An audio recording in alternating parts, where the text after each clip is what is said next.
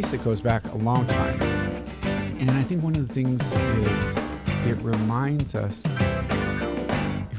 that the papacy has a long history. And there's a way that I think that sometimes we make the papacy, I don't know, a popularity contest. You know, I like this guy, I didn't like that guy, I like this guy better. And no matter what it is, the role of the Holy Father is important for us as Catholics. You know, and I totally get that some people don't particularly care for Pope Francis or some of the ways that he does things or some of the ways that he speaks. But it's funny. The truth is that that's always been the case. Right. Now, it may be that some people find themselves on the other side of the road on this one, but that's always been the case, you know? And I think the challenge for us is, first off, to pray for the Holy Father and to continually pray for the Holy Father and rejoice in the fact that we have this, right? We have this leader in our church who speaks for us and speaks with authority and is supposed to be a person of authority, unity. But what concerns me is what awful things are said in about the Holy Father. You know, again, you can disagree, and there's a way that we can go about that. But when I was praying this morning, he's still our Father. Yeah. Right. He's still our Father, and that demands respect. It demands in many ways an obedience to the Holy Father. So, yeah, it's a great feast day. And I would even go as far to say a love. I remember I was decades ago when I was looking at different job opportunities, and I was in a diocese with one of those liberal, questionable bishops, you know, that Mother Angelica talked negatively about. And so before I took the job, I was talking to a priest in that diocese, and you know, just trying to get some of the background on, all right, what's it really like here? What's going on? And so I said, I said, now tell me honestly, like what do you think about the bishop?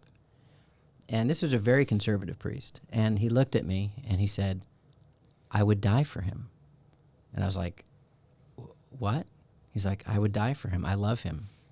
I don't agree with all his decisions, though. Yeah. You know? And it like set the right tone of like, no, Bob, okay. that is just so perfect. Yeah.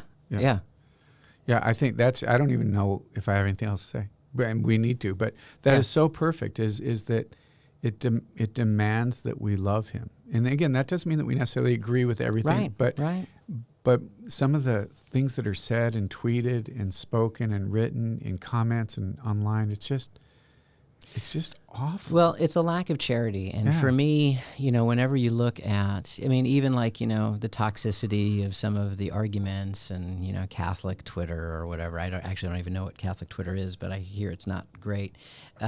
Is that like?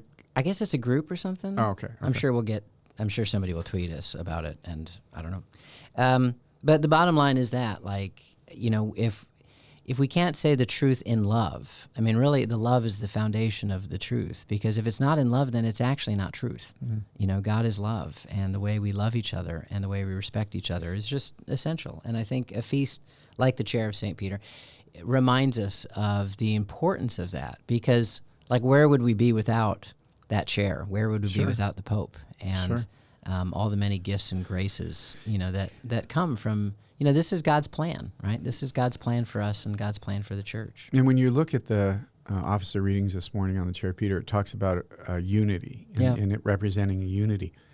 And there's a saying, Louis de Montfort made allusion to this, but he said the corruption of that which is best is worst. So something that is supposed to be really wonderful and really beautiful, unity, if the evil one can cause us to be disunited in that, then that's exactly what he's going to do. Right. And that's exactly what happens at times is that we become not united over something that was supposed to be able to bring us together. And it's imperative. I thought that the story about the bishop that you shared was just really, really wonderful, Bob, is that we may not agree with everything, but he is our literally he is our Father. He's our Holy Father, our Pope, and we ought to be able to treat that with charity and love and respect. Thanks for watching, and if you were blessed by this episode, please like this video and share it with someone you love. Also, subscribe to my YouTube channel, and don't forget to ring the bell to get updates on new episodes of They That Hope or other cool Catholic content. God bless.